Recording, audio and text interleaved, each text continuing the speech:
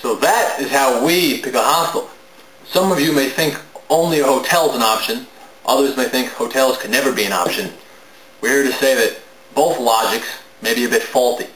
If you think you could never use a never use a hotel, here's a lesson for you. When we were staying in Paris, before we were staying in Paris, we were desperate to find something that was moderately priced.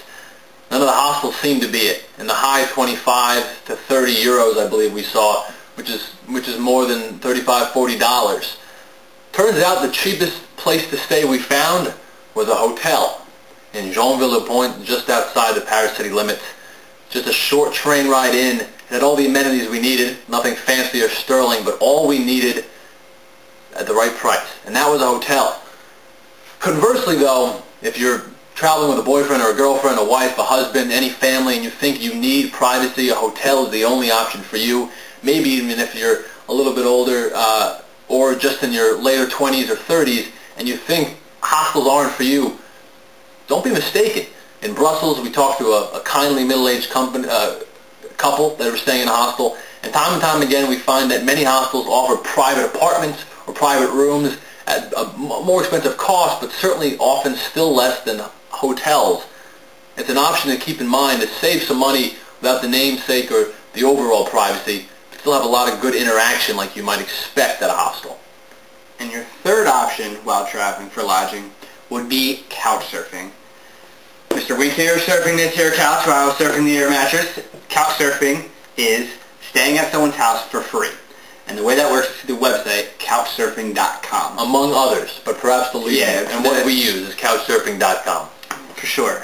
And what people do is they create profiles, a little bit about themselves, a little about where they live, and they say if their couch is available. And as travelers, you can create a profile of yourself, more about yourself, where you're going, that sort of thing. And you search for couches in a given area. So you search, you get a return of, 20 people if it's a small town, thousands in a big town like Paris, and you email them saying, hey, can I search your couch? At its simplest level, that's what it is. However, there's some tips and little quirks that we've noticed. First, when you email someone and ask them to surf the couch, it may be tempting to just send a form letter saying, hi, this is my name, this is where I'm from, we're going to Paris for this reason. It's not the way to go. Apparently, couch surfers can smell the form letter from a mile away. The best thing is to actually connect as human beings, read something in their profile that you may have in common. We got this couch right here because Thomas, the person we're staying with, said he likes graffiti. We took several pictures of graffiti in our travels. He thought that was a cool thing. He wanted to check it out, so we got the couch. Other things we floated was music taste. Can you think of something? Sports taste, even geographical location. We actually shared with someone that we were from Philadelphia. Yeah, she had spent time in Philadelphia and loved the city and was eager to host us.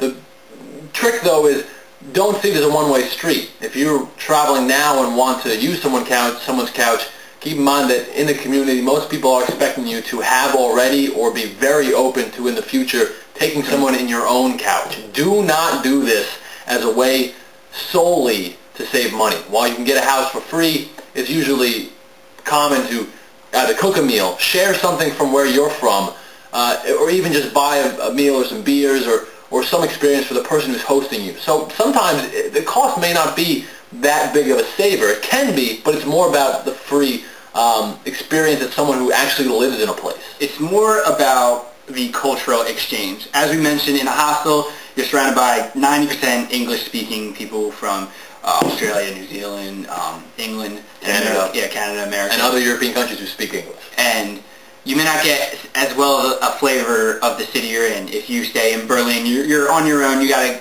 get some guides, ask the hostel staff, as we mentioned, but you're on your own. When you stay with someone who lives in the city who is letting you surf their couch, they already have favorite bars. They can already point you in the right direction. Chances are they've let people stay in their home before, so they know what you're looking for. And one of the people who we stayed with previously was Dule, a Serbian from Zurich. He showed us his favorite spot. We asked him what Switzerland was known for, and he told us. He even cooked us some meals, and as we mentioned, in return, we cooked him a nice... So cooking him a good old Philly cheesesteak is one of the ways we repaid him. He actually helped us out in a way by fielding our questions about couchsurfing. What goes through the mind of someone who is getting bombarded by all these emails, and what should we do to increase our chances? And this is what he said. I got involved about 2 years ago. A friend of mine told me about it, then I had a trip coming up to Portugal.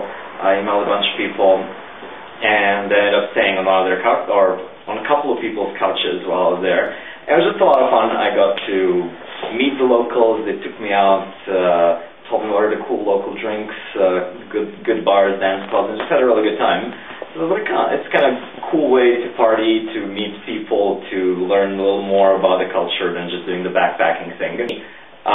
If someone has sort of a filled out profile, it's like any social network. It's like Facebook, like MySpace. If you fill it out and know a little bit about you, you wrote me something ever so slightly personal and ever so slightly different than what you wrote to 20 other people in Zurich. And we all know each other, and I will hear.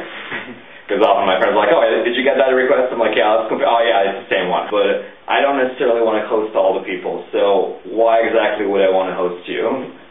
What's different about you than the other 10 people that emailed me? Why do you think it'll be fun for me and not just a cool place, a cheap place to sleep for you? People always ask about the bad ones. And no one ever stole anything, no one broke anything, no one did anything horribly inappropriate.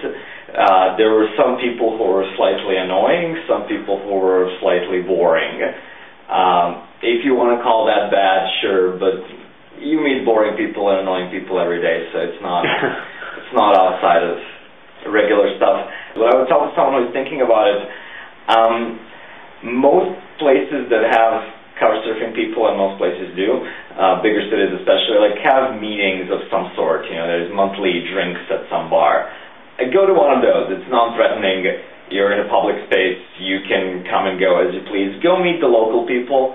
They'll tell you stories. You'll see like, oh, they're actually kind of normal for the most part. And, they're having fun, so maybe this is not so bad.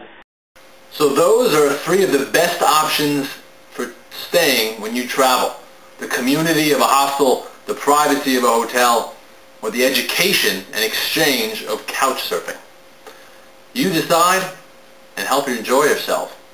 Please, ladies and gentlemen, have your boarding cards out and available. Group 1 is now boarding.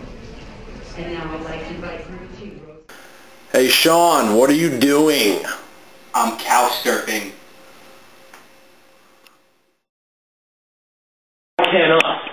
Why can't us? And so exactly. So then it became a rally. Now they made big T-shirts for the Phillies. Why can't us?